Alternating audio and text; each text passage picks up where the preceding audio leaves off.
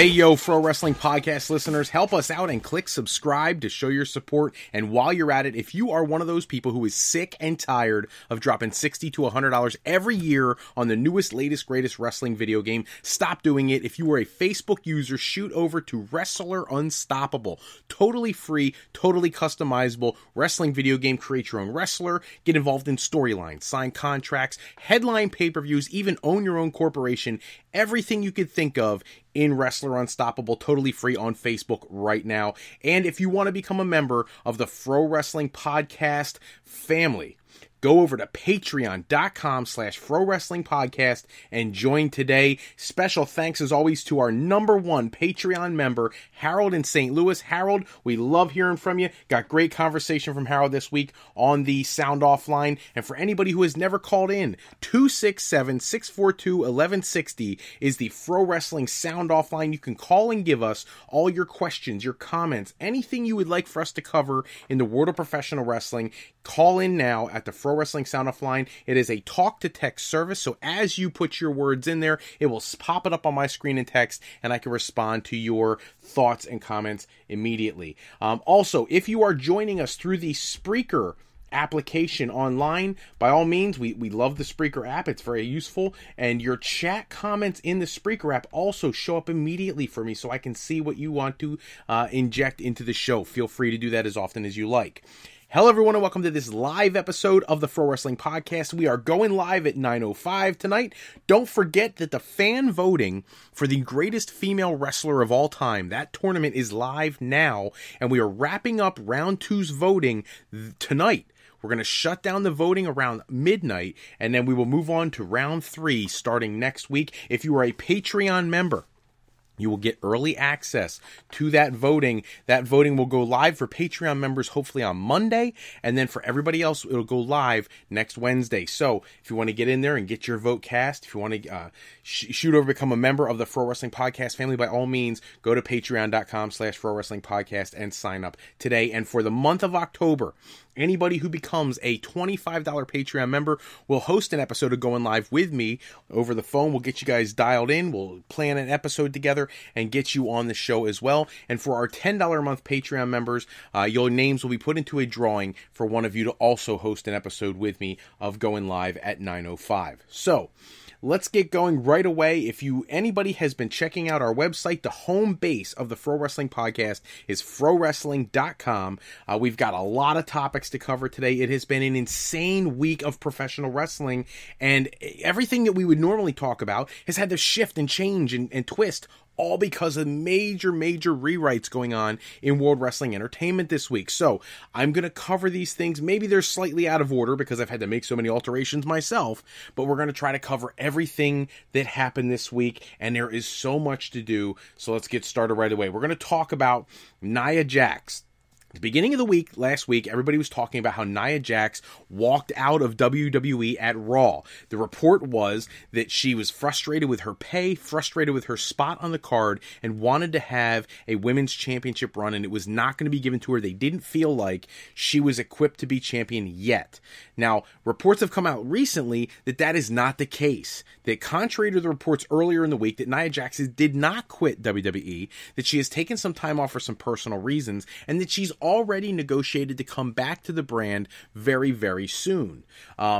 This contradicts a lot of what was put out earlier in the week, but when you think about who Nia Jax is, she's the cousin of The Rock. The Rock is someone who is a marquee player at WrestleMania, and you know that WrestleMania this year, there's conversations about The Rock taking on Triple H. That being said, you certainly don't want to upset The Rock ahead of such a marquee match and not pay his cousin the way she should be paid.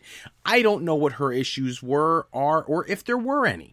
I know that the internet wrestling community loves to spin things a certain way, and in this situation, Nia Jax was made out to be like Austin Aries or Neville, that she just walked out. That was not the case. As a matter of fact, she was not even at Raw to walk out.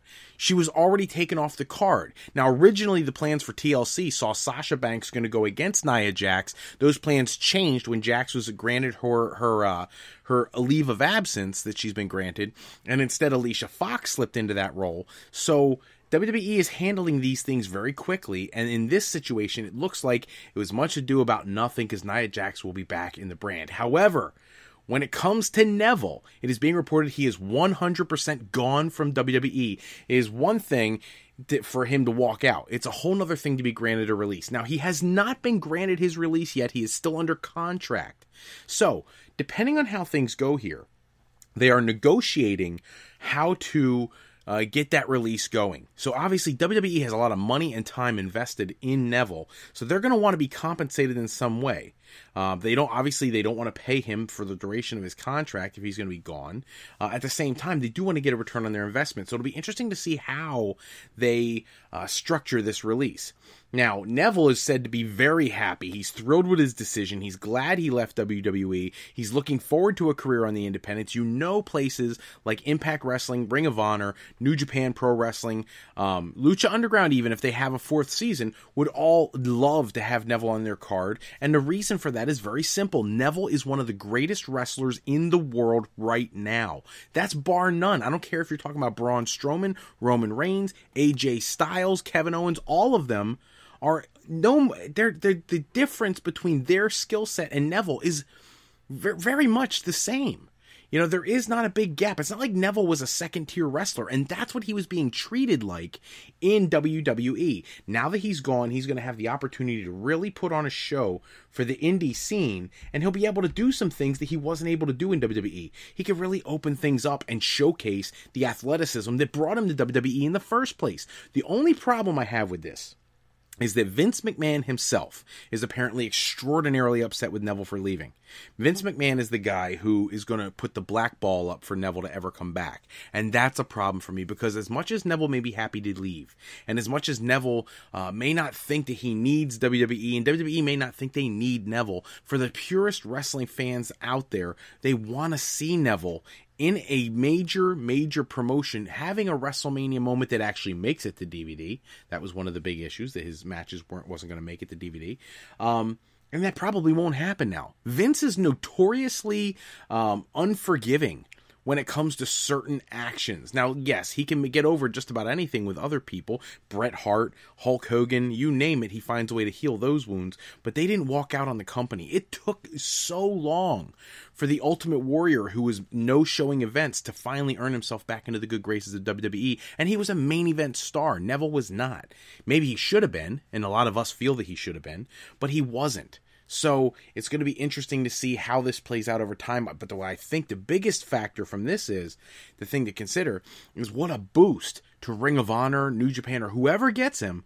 What a huge boost to their show he's going to be if he's used properly, which I think the independent scene or the smaller promotions are where he needs to go, because he really has been completely underutilized by WWE.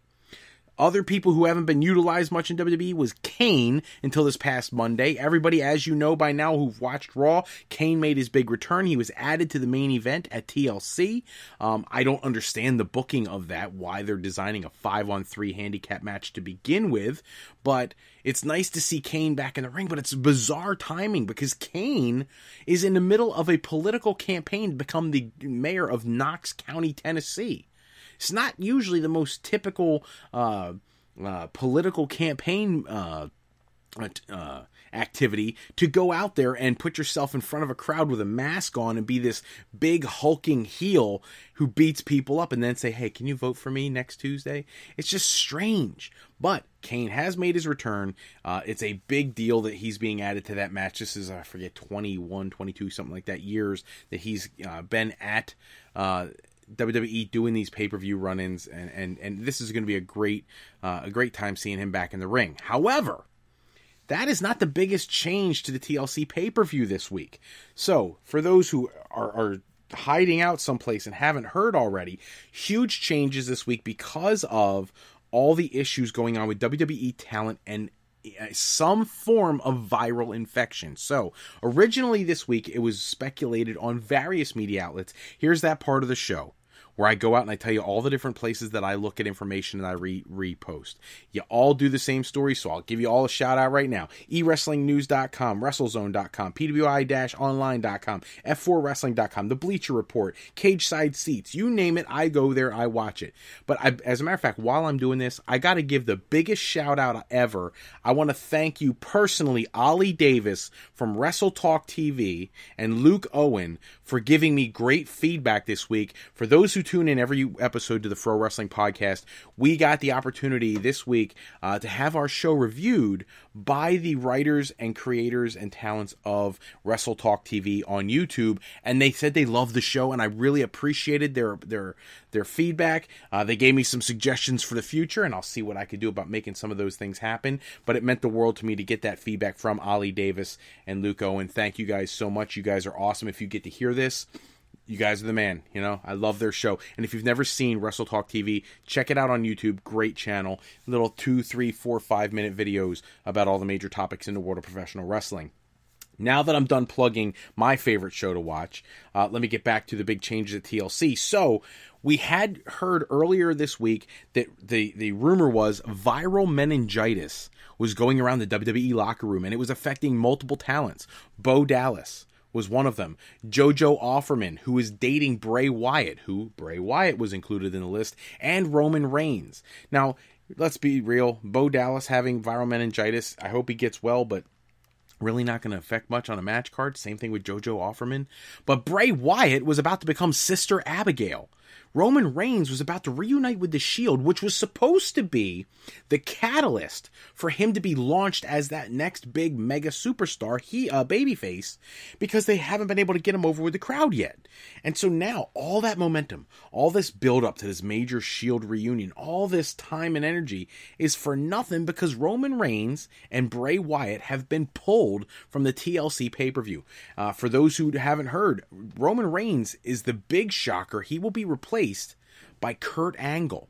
Kurt Angle will be making his return to the ring for the first time in 11 years for WWE, as he will join Seth Rollins and Dean Ambrose to take on that conglomerate of 5 insane talents, Braun Strowman, Kane, Miz, Sheamus, and Cesaro, in the main event of TLC.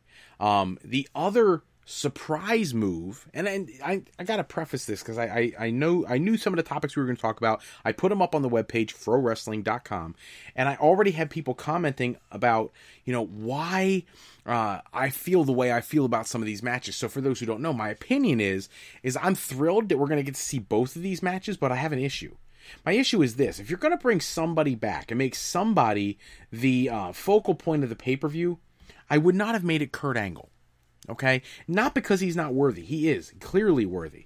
The issue is Kurt Angle is a big enough star. He deserved the build-up and a payoff for finally seeing him return to the ring. He's been asking to return to the ring since before he even came back to WWE. And we all knew it was an eventual thing. We knew at some point he was going to make it back into the ring. But this has no... There's been no build. There's no excitement build up. Just imagine for me, just for a moment, you're at the arena. They don't announce any of these changes yet. You get to the show and you have Kurt Angle come out and he announces to the crowd that there's been an injury to Roman Reigns and Bray Wyatt, or somehow you do that. And we're just going to have to see what happens tonight, blah, blah, blah. I'm going to deliver the best show possible for the Raw brand. And then when you have that main event match, can you imagine? You got the 5 heels in the ring, you've got Seth Rollins and Dean Ambrose coming down the aisle, and you're like, here's our mystery partner, and you hit his music, and he walks out with a shock and awe moment. That would have been, you ever look online, you see these like top 10 returns in WWE history, top 10 debuts in WWE history. This would have been a top 10 all-time return to WWE had they not said anything about it. Now, the really bizarre part is Kurt Angle is the plan they're going with. He was not the only plan they considered. Now, this poses 2 serious questions. One, why is it that WWE doesn't have anybody else who's on the level of Roman Reigns who could have stepped into this match? Which, by the way, they do have. Samoa Joe is not booked to be at TLC, and he has recovered from his knee issue. Samoa Joe should have been the one who returned for this match. He should have aligned with the Shield for that night only, and then attacked the Shield, leading to a feud with Roman Reigns, which would have carried him a little bit through the winter, and it would have been a better booking idea, something we saw briefly, earlier this summer, but didn't really get a lot of experience with. The matches were quick, they were on Raw, they were short. This would have been an opportunity to have a main event level match. Roman Reigns, Samoa Joe, not worrying about number one contendership or anything like that, just a full-on brawl because Samoa Joe maybe attacks the Shield after they win the match or something of that nature. And I think that would have been a much better way to book them, as well as Kurt Angle, if you're going to have him return, being the surprise. Now, the other thing is that this intriguing question is, it was announced that there was other plans. So what were the other plans? Well, today online, various outlets, including Brian Alvarez, the Wrestling Observer newsletter, have all been talking about how there was a plan to potentially use Daniel Bryan in this match to align with the Shield, and that they went against that idea because he's so overly popular for the SmackDown brand that they didn't want him representing the Raw brand in this pay-per-view. I understand that. I do. I really do. By the way, there was also conversation of a former Attitude Era star coming in and aligning with the Shield. Now, you could speculate all you want on who that should have been. I have a few ideas myself. First off, if I was going to pick anybody to come back, it would have not been Samoa Joe. It wouldn't have been Daniel Bryan. It wouldn't have been Kurt Angle. It would have been Goldberg. I want you to think about this for a moment. Goldberg comes out with the Shield. They win their match. The Shield are happy because they've won the match. And when Roman comes back, they celebrate with Goldberg, with Roman, and Roman gets angry. You could build that a couple weeks where he's stressed out because Goldberg is hanging with the Shield, and it leads to a match with Goldberg versus Roman Reigns, the Battle of the Spears, a match that we all would love to see. I think that makes incredibly more sense than what they're doing. And it's something that Goldberg only recently alluded to when he was interviewed about whether or not he would be interested in coming back to WWE. It's obvious that he would be well open to coming back to WWE. And they missed the opportunity here. This is a very poor booking decision if you had other options. On the Daniel Bryan front, it is very curious how he absolutely can never wrestle again. He's on the blackout list. But, oh, wait a minute, we're in a pinch. Now let's find a way to clear him to wrestle. Tells me that Daniel Bryan may be closer to making an in-ring return than ever was led on before. And that perhaps September 28th of next year, maybe he won't be leaving WWE, which was also speculated on eWrestling News this week, that he may be sticking around after his contract is up. Why else would he stick around unless they were talking about potentially clearing him to return to the ring? Now, the other change, the major change, because we've been talking so much about the main event, to me is an even bigger travesty. I love the idea, I love the concept, and I'll be looking forward to the match. But what's frustrating is it's going to pit the demon Finn Balor against AJ Styles, former WWE World Champion. This is a battle of former leaders of the Bullet Club. This is a match that Bullet Club fanatics of New Japan Pro Wrestling and all the indie fans and the real diehard wrestling fans, we would have killed to see. Not here at WrestleMania or at Royal Rumble or at SummerSlam or at Survivor Series. The one thing you don't do is take such a marquee main event, first time ever, and shove it at the last minute onto a tertiary wrestling show. This show is not going to mean anything in the grand scheme of things. Now, the match may. The word is that they are planning on giving them a significant amount of time.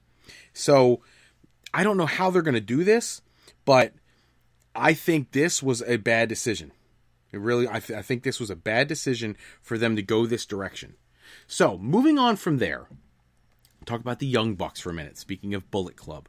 So, the Young Bucks had been offered a deal to work with 2K Games because 2K Games had wanted the Bucks to come in because they are the most created characters in the previous edition of 2K, I guess it would be 17 last year. And the Young Bucks apparently have declined the offer, which is huge. You know, at the end of the day, the Young Bucks have never been in WWE. I know they had a tryout, but they've never actually been in WWE.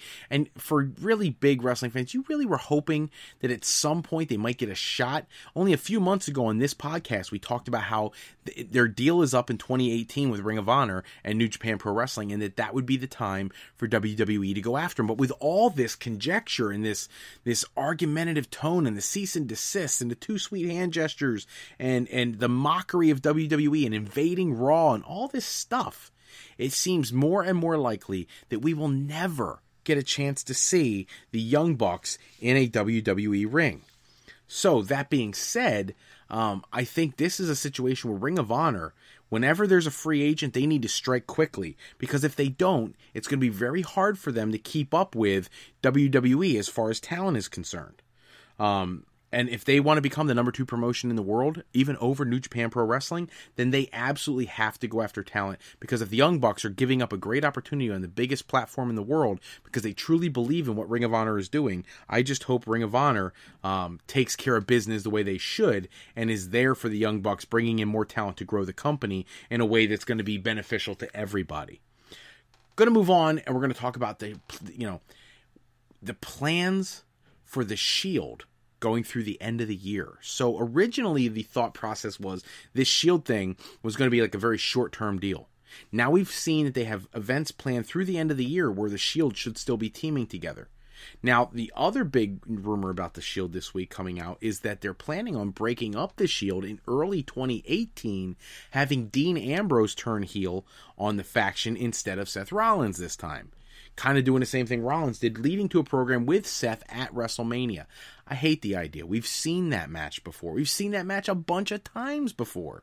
There are ways to break up the Shield without actually breaking up the Shield. It's kind of like D-Generation X. DX, I remember hearing Jim Ross say one time, somebody asked if we'll ever, it was, as a matter of fact, it was on the Shawn Michaels DVD where they talked about, will DX ever come back? And he said, you never know. It can always come back and it'll always work. Well, so will the Shield. So you don't have to break them up and turn them heel on somebody heel and have them attack each other. You just have them find a different interest so they go their separate ways until you need the Shield again. How many reunions are going to do? So you could easily set something up where you have the Shield, Roman Reigns is going for the World Championship. Seth Rollins is going, maybe he gets moved to the other brand and starts going for the WWE Championship. Dean Ambrose goes for the United States or Intercontinental title, or play some other angle up where he's just in a premier program. But I don't like the idea of breaking up the Shield, especially this soon. Speaking of things Jim Ross said, though, in the news this week, Jim Ross apparently is in negotiations to renew his deal with Access Television to continue calling the New Japan Pro Wrestling shows, and as long as WWE signs off on that, then there's a good chance that Jim Ross will retain his duties as the play-by-play guy for the American broadcast, and I think his commentary has been such a huge help to that brand. People can relate to him. He's such a familiar voice. He's a legend in the industry, and it would be great to see Jim Ross continue with that program, as well as do his side projects with WWE. There's not a lot going on right now with the UK brand, though we do have some news on that tonight. And the last thing he did was the Mae Young Classic, but that was taped way back in like May and June. So, not a lot Ross is doing for WWE. Absolutely, go back with Access Television and keep calling New Japan. But on the topic of the WWE UK programming, they are apparently in big conversations with both ICW and with Progress Wrestling to broadcast their shows on the network and calling it the King of the Ring. Yes, just same name as the former pay-per-view. Now would become the moniker name brand of these Progress and ICW shows that they would bring to WWE Network. I think it's a good idea. I think it makes it so they don't have to spend as much money on production costs, but can still bring the UK talents to their television program. I think it's a win-win for everybody. Progress and ICW get significantly more exposure. I think it's a great deal. I just hope they hurry up and get it going, because the WWE audience wants to see Tyler Bate. They want to see Pete Dunne. They want to see Trent Seven. They want to see all these guys. And it would be nice to see them come to WWE via the network if they have to at least get some more exposure to the American fans. The Big Show In the news this week, he is training for his comeback. I know his contract runs out in February, but gosh, the guy is in the best shape of his life. He just had his surgery on his hip. He sounds like he's ready to go, and maybe this guy's got a little longer left in the tank than we originally thought. I fully expect them to give him an ambassador role after his contract does expire, but at this point, the way he's working hard, the way he's training, I would not be surprised to see the Big Show re-up and get another year or two out of a deal from WWE because he's putting so much effort into being ready to come back. I do fully expect him in the ring for the Royal Rumble. I think that is something that kind of goes without saying. But somebody you won't see in the ring in the United States, at least, is Triple H. But you will see him if you go down to Chile. Triple H is in Chile tonight, wrestling in the WWE because they've had so many issues with Kevin Owens, with Roman Reigns, and with Bray Wyatt being pulled off of shows. For those who don't know, Kevin Owens has his own personal issues and had to leave their South American tour to go home. Well, at this point, what the interesting thing is that Triple H is the fill-in for Kevin Owens now. So a Raw, I don't want to say a Raw talent, but he's on Raw more than he's on SmackDown. Triple H going over to the Blue brand to try to help them out with the leaves of absence that are going on. And then you've got AJ Styles coming to Raw to help out their brand. So bizarre. For those who watch Ring of Honor Wrestling, which if you don't, you're insane if you don't watch that because it's a great show. The news of the week was on Bully Ray. Bully Ray took a stiff headshot at their Global Wars shows, and it looks like his in-ring career it may be over. He announced he's walking away from in-ring competition, and people thought it was just a work. It apparently is a shoot, that he really is injured, has some neurological concerns there, and he will be walking away from the wrestling business, at least as far as an in-ring competitor. However, he has made it clear he wants to help the Ring of Honor brand, and he wants to be there for the brand as much as he can be. And we just wish a speedy recovery and well wishes to Bully Ray. His contributions to the wrestling industry are without compare. You know, he and Bubba Ray have done more for tag team wrestling than many tag teams ever have. So hopefully he gets to a place where he can be comfortable the rest of his life. He's definitely earned it. So our thoughts and well wishes are out there for Bully Ray. Gonna go to Ricochet. Ricochet, we talked about in our last episode. There's conversation about both he and his fiancée, Tessa Blanchard, coming to WWE. Well, he posted the other day, if anybody saw, the last episode of Season 3 of Lucha Underground was aired, and immediately following the broadcast, Ricochet posted on Twitter a picture of a clock and said, counting down. So he's watching the clock. January 18th, 2018 is the first day that Ricochet is allowed to compete for an alternate brand, and I fully expect him to debut in WWE come January this year unless somebody blows him out of the water with a better offer. I don't know how that'll happen, and I know he wants to come to WWE, so it'll be really curious to see how this is handled. I think if Tessa Blanchard is signed, it's only that one more thing in the cap to try to get him into WWE, so I think they need to jump all over that as well. For a long time, people have been wanting to see Sting versus The Undertaker at WrestleMania. So it was very interesting this week. Sting was doing one of those live broadcasts on his Twitter account about various topics, and one of the things he talked about was the potential for a match with The Undertaker. And he actually said that he had spoken to The Undertaker about this potential match, and that he was all excited, Sting, all excited for the match. It was something that he felt like was something needed to be done, especially at WrestleMania. But he didn't feel like the reaction he got from The Undertaker was very, how should we say, energetic. He didn't seem as enthused about the match. So apparently, there may have actually been a window of opportunity there for Sting versus The Undertaker, but The Undertaker doesn't care for the match. Maybe it's because of their age, maybe it's because of what their movesets are, their styles, or maybe it's because they don't think they would work well together in the ring, but for some reason, The Undertaker doesn't seem to want that match. So it's kind of a shame we didn't get a chance to see that, and there was, in reality, may have been very close to happening, and we missed out. Once in a lifetime opportunity. Chris Jericho was in the news this week talking about Jimmy Jacobs. For those who don't know, Jimmy Jacobs used to be a Ring of Honor talent, went to WWE as a creative member, and was a phenom on the creative team, coming up with a lot of the best angles of the year last year.